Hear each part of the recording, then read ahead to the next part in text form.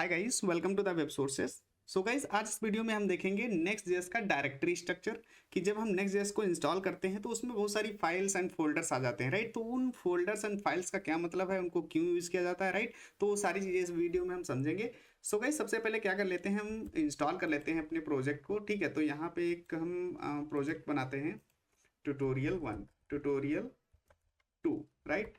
ये फोल्डर हमने बनाया, ओके। और इसके बाद यहाँ पे हम टर्मिनल ओपन करते हैं और टर्मिनल में अपना प्रोजेक्ट जो Next.js का प्रोजेक्ट था वो हम यहाँ पे इंस्टॉल करते हैं, राइट। प्रीवियस वीडियो में हम लोगों ने इंस्टॉलेशन डिटेल में देखा था कि उसको हम कैसे इंस्टॉल करते हैं। हमें Node.js होना चाहिए हमारे सिस्टम में, राइट। उसके बाद ही हम Next.js को इंस्टॉल कर सकते हैं, राइट। तो हम यहाँ पे क्या करते हैं, लिखते हैं npx create next app @latest, ठीक है।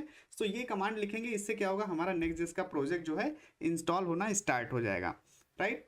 तो यहाँ पे क्या होगा, यहाँ पे सबसे पहले प्रोजेक्ट का नेम पूछेगा। तो प्रोजेक्ट का नेम एक्चुअली हमने ऑलरेडी यहाँ पे बना रखा है, ट्यूटोरियल 2, राइट। अगर आपने नहीं बनाया, इसके अंदर भी आप कोई प्रोजेक्ट बनाना चाहते हो तो आप यहाँ पे नेम दे सकते हो, अदरवाइज यहाँ पे डॉट लगा कर छोड़ सकते हो, ठीक है। तो यहाँ पे मैंने डॉट लगा के छोड़ दिया। तो अब जो भी प्रोजेक्ट हमारा इंस्टॉल होगा वो ट्यूटोरियल 2 के अंदर ही इंस्टॉल होगा, ठीक है। अब यहाँ पे क्वेश्चन पूछ रहा है टाइप स्क्रिप्ट आप यूज करना चाहते हो, हाँ हम यहाँ पे टाइप स्क्रिप्ट यूज करेंगे, ठीक है। उसके बाद ESLint, हाँ बिल्कुल यूज करेंगे। टेलविन CSS, ठीक है।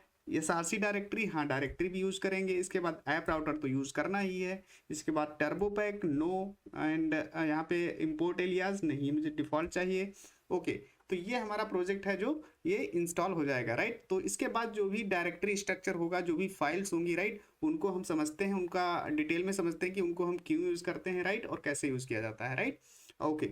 सो यहाँ पे थोड़ा टाइम लगने वाला है, राइट। तो थोड़ा इंस्टॉल हो जाते हैं, उसके बाद हम मिलते हैं।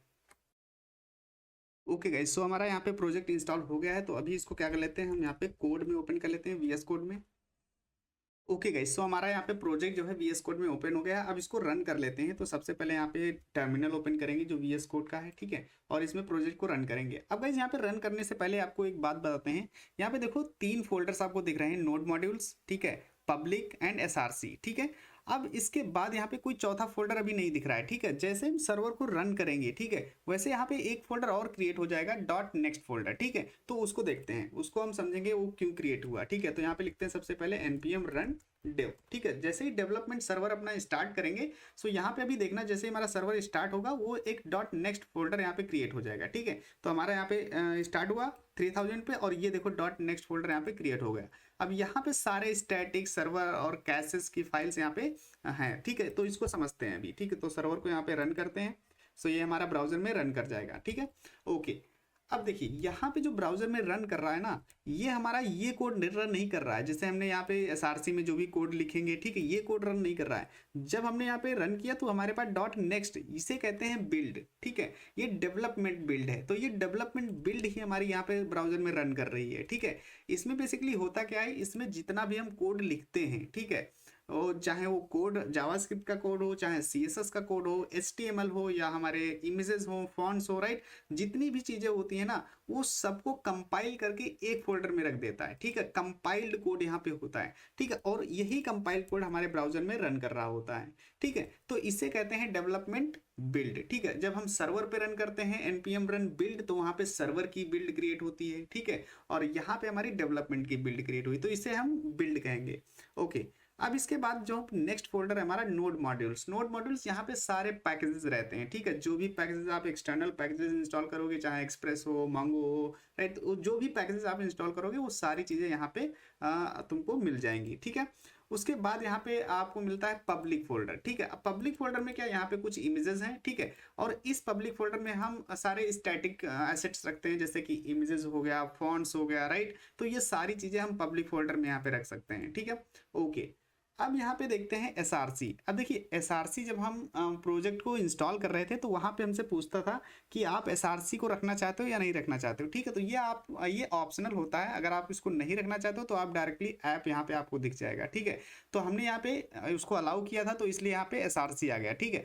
अब SRC के अंदर जो भी हम प्रोजेक्ट को डेवलप करने के लिए कोड लिखेंगे, चाहे वो सर्वर साइड का कोड हो या फिर हमारे क्लाइंट साइड का कोड हो, जो भी कोड हो, CSS, जावास्क्रिप्ट, HTML, जो भी होगा वो इसी के अंदर हमारा कोड रहेगा, ठीक है।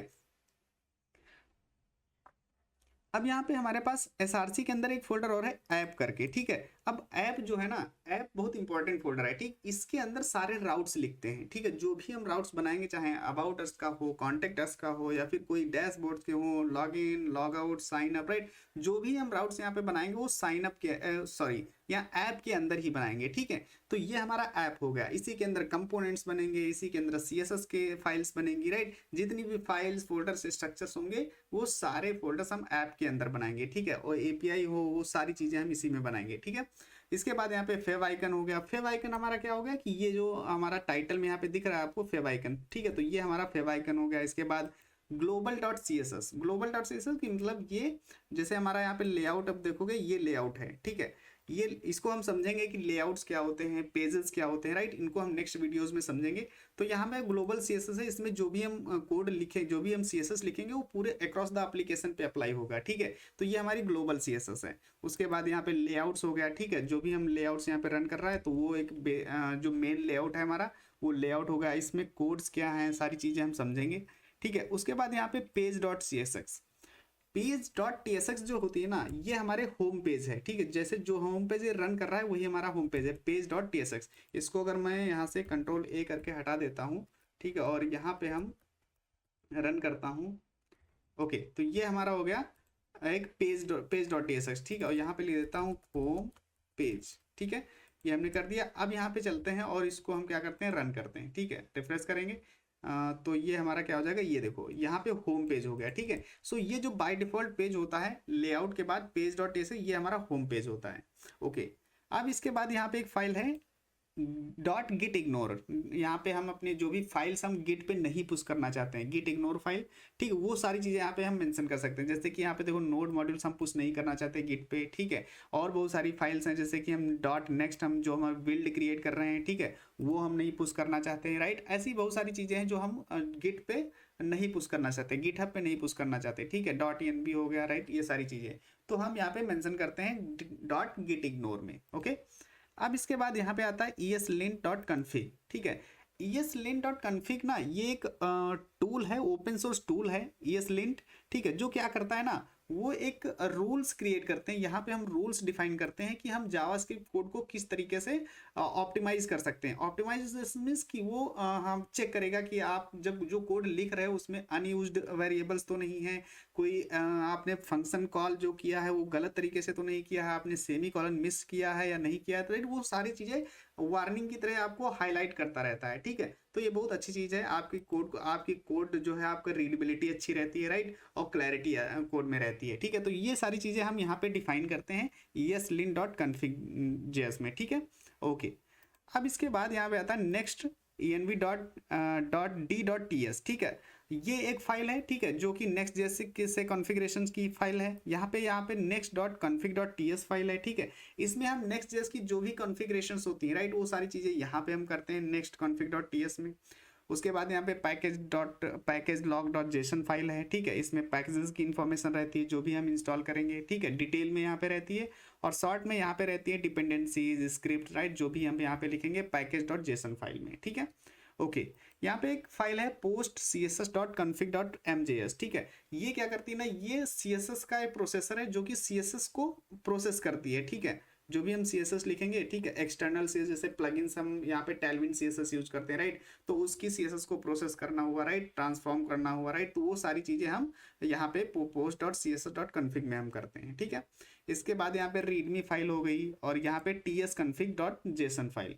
tsconfig में मतलब हम यहाँ पे टाइप स्क्रिप्ट यूज कर रहे हैं, तो यहाँ पे tsconfig में यहाँ पे टाइप स्क्रिप्ट की सारी कॉन्फ़िगरेशन यहाँ पे कर सकते हैं। अगर आप जावास्क्रिप्ट यूज कर रहे होते तो यहाँ पे आपको jsconfig.json मिल जाती, ठीक है। सो ये सारी चीज़ें हमने यहाँ पे देखी, जो फाइल स्ट्रक्चर हमारा Next.js का है, राइट। सो आई होप आपको ये समझ में आया होगा कि क्या फाइल स्ट्रक्चर है और कैसे है। अब इसमें कौन कौन से फाइल स्ट्रक्चर हम कैसे बनाएंगे, उसका स्ट्रक्चर क्या रहेगा, वो हम आने वाली नेक्स्ट वीडियोस में सीखते जाएंगे। So thank you so much for watching the video, see you in the next video guys, take care.